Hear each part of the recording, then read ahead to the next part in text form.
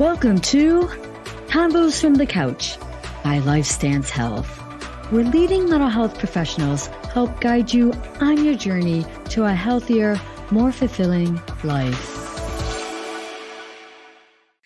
Hello, everyone. This is Convos from the Couch by Lifestance Health. I'm Nicolette Lienza, and on today's episode, I'll be talking with Aaron Abrams, a clinician from one of our Seattle, Washington offices, and he'll be sharing with us some ineffective listening habits. So welcome back, Aaron. Thank you so much. It's great to be back on here. You know, we all know how important good communication is in any relationship, but we all have habits that get in the way of truly listening to others. So, Aaron, I look really forward to our conversation today as you share with us what some of those ineffective listening habits are, and also probably some tips on how to improve those too. Totally. So I know you're on before. Can you just tell us a little bit more about yourself? Yeah, totally. So I am a licensed marriage and family therapist associate. So I'm going to be taking my test in the near future. And then once I pass that test, I'll be fully licensed. Been doing practice for roughly 4 years, including internships. Actually, on this topic, I go every quarter to Western Washington University, and I actually lecture on this topic. Do you really? On listening, and so this is something that I've known pretty well. I did a lot of work of it in undergrad. A lot of the content that I'll be getting is from a communication class that I took. It's communication theory with Jason Lynn. Shout out to Jason, if you're listening.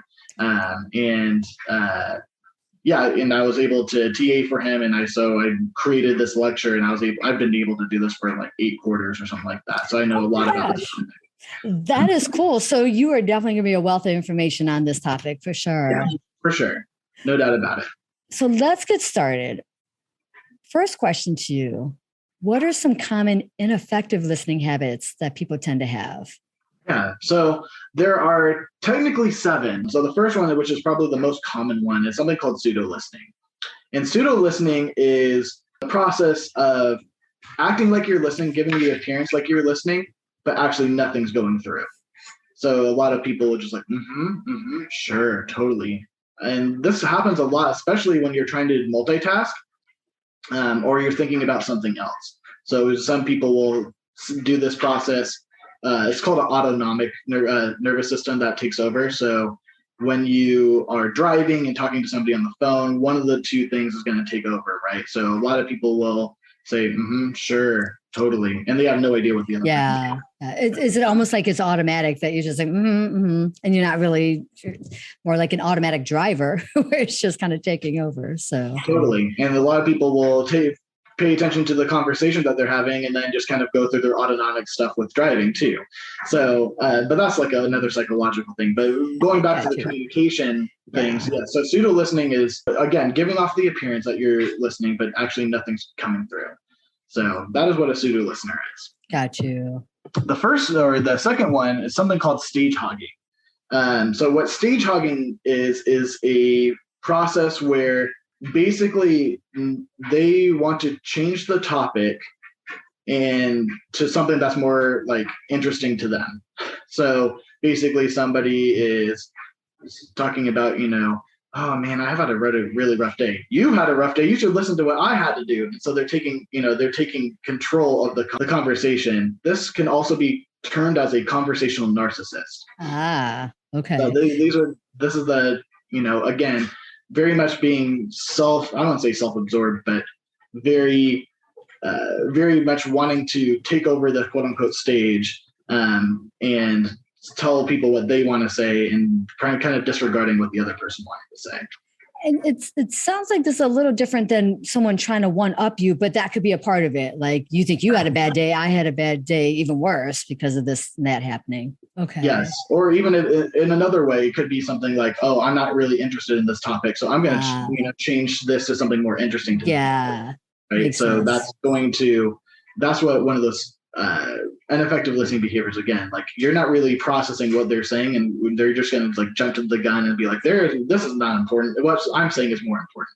So that is a stage hogging. So that's, again, kind of disregarding in the listening process instead of having, because, in communication, you're simultaneously playing sender and receiver. So basically you're just playing sender and not receiver. So the third one, so we've gone over pseudo listening, we've gone over stage hogging. The third one is called selective listening. Now, selective listening is basically parsing out things that somebody said in whole, and then, basically only taking what you feel like is interesting. So today was a good day, but, I also had a really tough time in the computer lab today, or something like that. Some people can be like, today was a pretty good day. And so they're like, okay, cool. So it was a pretty good day. There's nothing else here, right? You're just focusing on that small little part. And so selective listening, you're basically here. Oh, okay. They had a good day. It kind of goes, and when you're out for the other contextual clues and things like that. I'm actually chuckling a little bit to myself right now, Aaron, because you covered 3, and I think some of our listeners are like, I know someone who does selective listening. I know someone who does stage hogging. I bet you even with these 3, there's someone out there like, oh, I know someone who does that. So these are really, really great. Go ahead, keep going. What's number 4 for us? Yeah, number 4. So number 4 is actually something called insulated listening.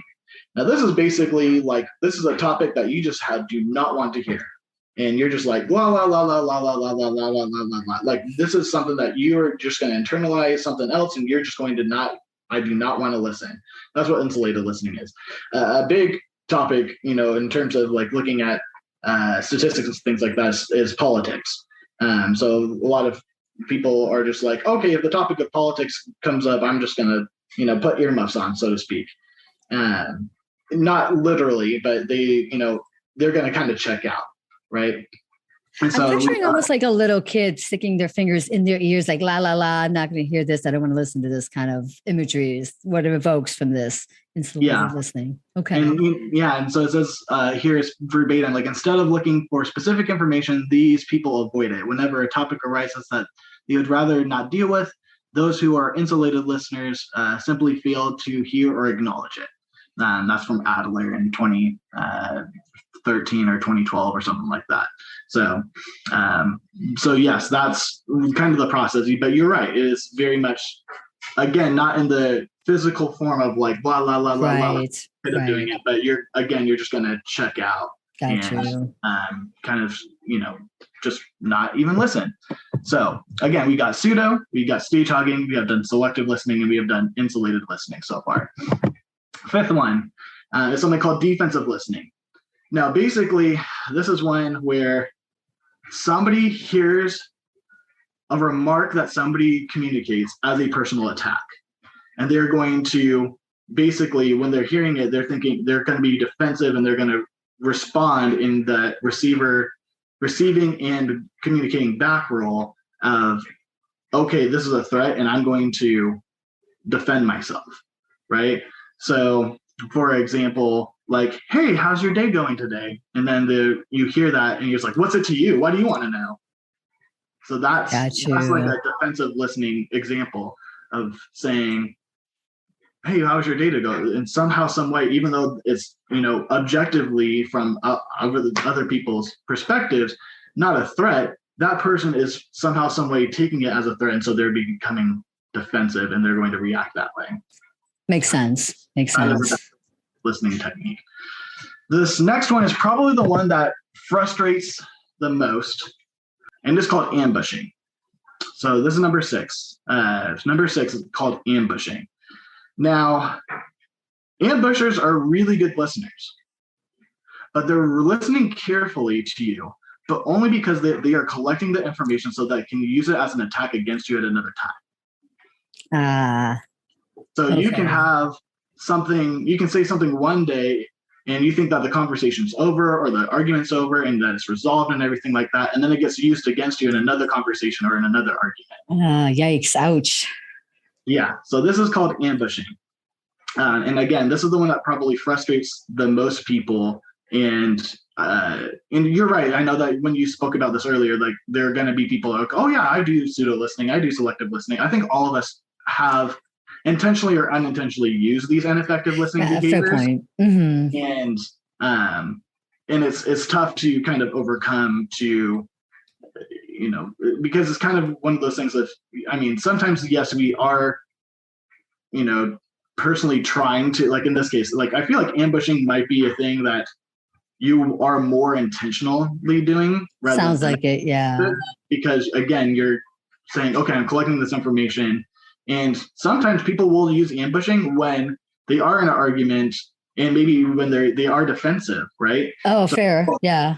So, okay, well, you're going to tell me that I'm not doing this right. Well, you didn't do this right. Well, I thought we already talked about that. Right. Like you get into this game of pong, like I like to say, this back and forth and back and forth and back and forth where nobody wins. So, got you. Ambushing, again, carefully collecting information because you want to use it against them at another time. So again, before I hit the last one, I just want to recap. So we got pseudo listening, we have done selective listening, we have done stage hogging, we have done insulated listening, we have done defensive listening, we have done ambushing, and then the last one, which is one that I wouldn't say is super common, but it definitely is around, is something called insensitive listening. Insensitive listening is basically taking what somebody says at face value and not responding and they're just honestly completely missing the important emotional information or the important emotional context that's around. So, for example, hey, how you doing?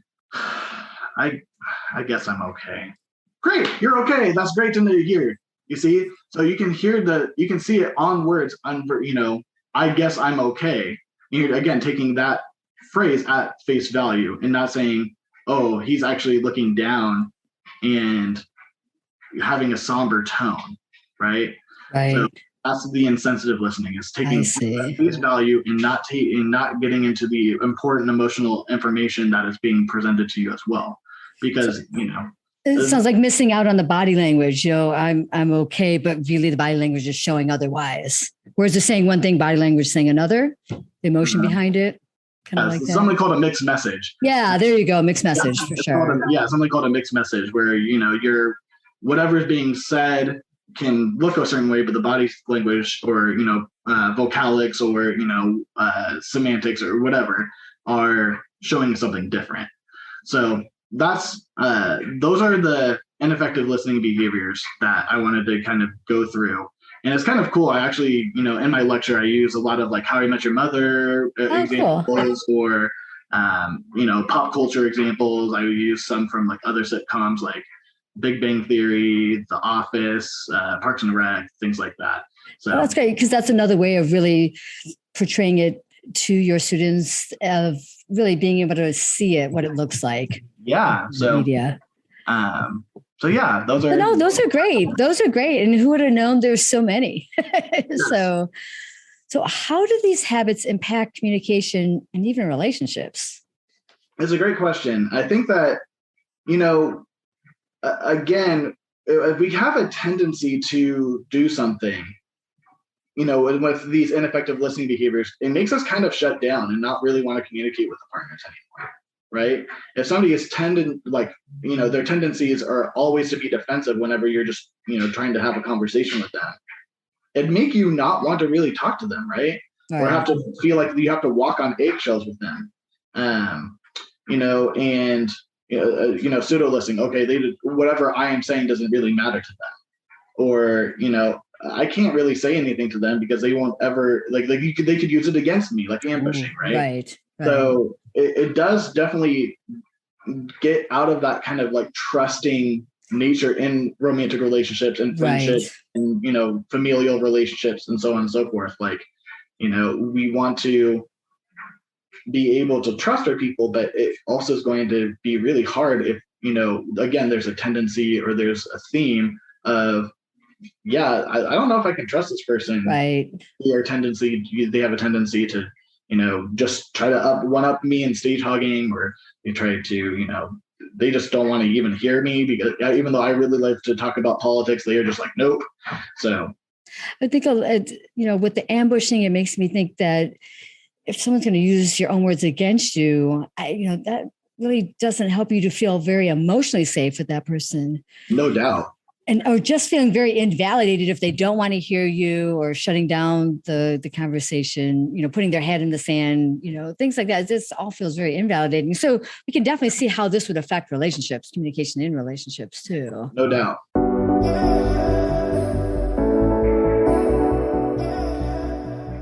Gosh, so shifting gears then. So what would be some of the benefits of effective listening, and how can it improve communication in relationships?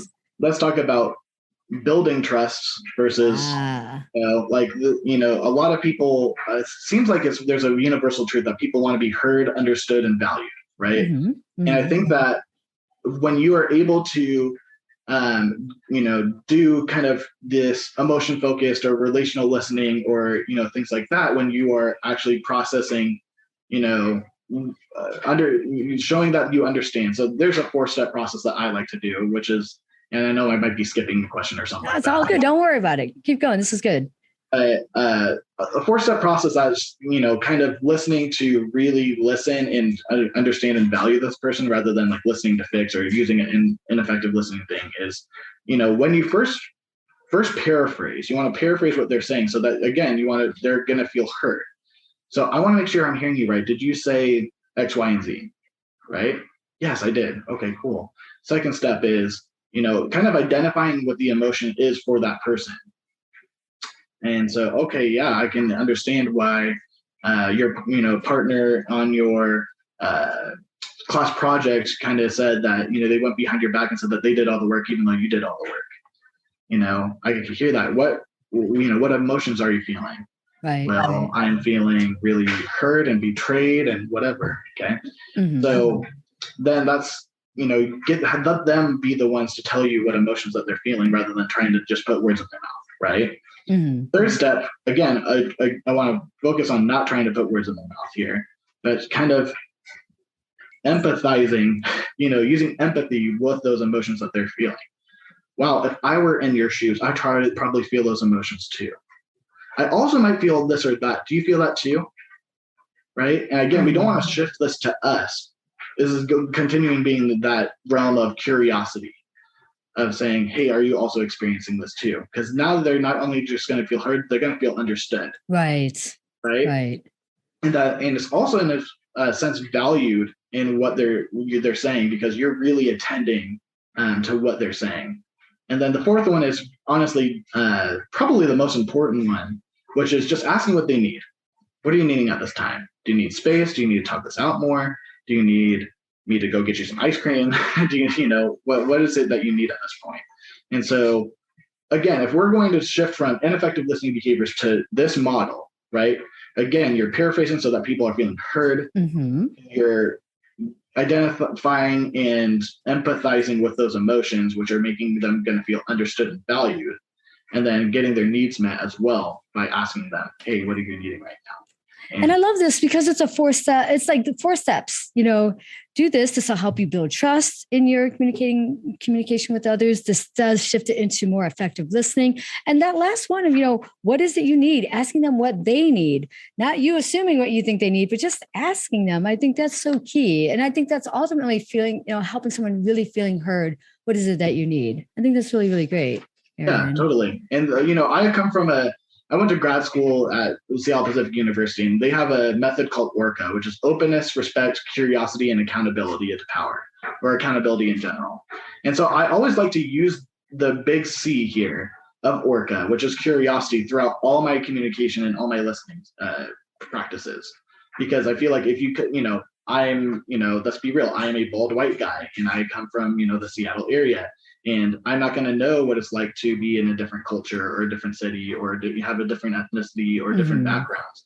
And so, because, they have unique perspectives, I'm curious of what that is like. And so that I can learn more about them and learn more about, the world, honestly.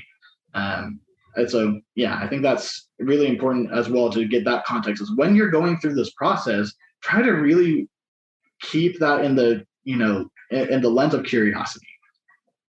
Put your curiosity glasses on. Yeah, love that. So what are some tips to help people practice, these listening tips, these listening skills in their daily life? It's a great question. What I like to say a lot when we're trying to, get communication devices or these listening devices or these skills that we're doing, just like if you become a good basketball player, you just have to shoot a lot. You have to practice it a lot. If you want to become a good therapist, you have to get a lot of time in, and you have to see a lot of the population that you want to. And I think that, and obviously, read up and be studious and all, know your theory that you like, the theories that you like, and do that. If you want to be a good carpenter, there's a lot of repetition that comes with it. And so, yes, there might be some trial and error at first, but the answer to your question is, practice. Just keep trying, and I think that, there's going to be really good intentions at first and maybe a weird impact. But I think that if you continue to have communication, talk about that, and maybe even have meta communication of hey, this is what I was trying to do in my communication with you, in my listening practices with you. Was that noticed, or how did that come off to you? Right. So I think that there's going to be a lot of, again, practice. And then also I don't think, you should be afraid to have meta communication about the communication that you're having with your partner. Right. Because again, sometimes we intend something, but that's not necessarily the impact that's happening on your partner or on your friend or whoever else is involved. You want to very much be on the same page, and I think sometimes that takes time and practice and effort.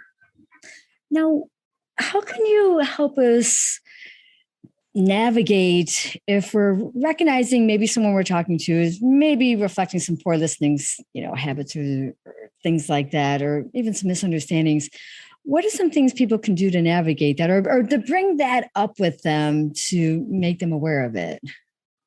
Yeah. I think that, again, if I'm going to use kind of the Orca method, let's say that, I am trying to listen and somebody is trying to stage hawk or whatever. Mm-hmm. And if there's three of us, and I could be saying something along the lines of, hey, I hear that you're really interested in the subject and that you really want to speak about it, but Mandy was talking here, so I really want to focus on what she's saying. And if it's in the dyadic, the interpersonal communication, then it can be hey, so I feel like, is it, correct me if I'm wrong, but I feel like you're checking out. Is it because of, something that I said, or is it because, you just got distracted by something else? What's going on? That's something called a perception check, by the way. So I think that's going to be, kind of calling it out a little bit. That's what it sounds like, calling them out a little bit. Yeah, but in a soft way. Mm-hmm. Right? Because then you get into, this really big you language, and then we get into defensive listening and we play this game of Pong. Oh my gosh, you never listen to me. See, you're checking out again. Or, you know what, you always use whatever I'm saying against me, and I don't like it. This is really dumb. Right? Again, then people are going to get defensive, and then we start escalation and all that. So again, if we can try to come from, this very open spot of hey, I want to be open and honest with you. This is what I'm seeing. This is the impact that I'm having. And I want that to be known. Right. So I can see that you're really taking only little tidbits of what I'm saying and not seeing the whole context and not seeing everything that I hear. So I want to say this again. Can you be with me here and maybe repeat what I say, You did a lot of I statements there, coming from, I think a lot of, giving feedback to someone who you feel maybe isn't listening the best to you. You want to come at them where you're not putting them more on the defensive. So a lot of what you just gave as an example, I feel this, using those I statements, which I know is pretty cliche when we talk about communication, use those I statements, but you gave a total example of that, So I think it's just emphasizing that importance of I feel this way, as opposed to you do this and you do that. I think that's really pushes people back on putting them on the defensive. Totally. And I think that, with going a little further with that, with I statements, I feel this way when this happens, right? instead of I feel this way when you do this. Yeah. Right. And I think that you can do the latter for sure. But again, I think that tone and context are going to be really important. I feel really hurt when you never tell me blah, blah, blah. Okay, I hear that you feel hurt, but now I'm going to feel defensive because you say I never do this, that, or the other thing. Right. Mm-hmm. And so that whatever was said first is not going to be as important as me having to feel defensive of, me doing this, this, and this. Right. So I think, so being able to say, hey, when somebody just checks out or when somebody is just like acting like they listen to me, but nothing goes through, it makes me feel unheard and not unwanted and not really seen. Mm-hmm. And yeah, you're right. Using I statements is, yes, you're like you said, it's communication 101, very cliche, but there's something to it. This is basically a very, we're just providing skills and we're providing, information for our listeners to take with them, right? And to become aware of, right? Right. So any other takeaways you'd really like to emphasize on this topic? Yeah, there are a lot of, if I want to just go just really quick over different ways for informational listening and for, relational listening. So ways that we can gather information more so that, again, we try to have better understanding.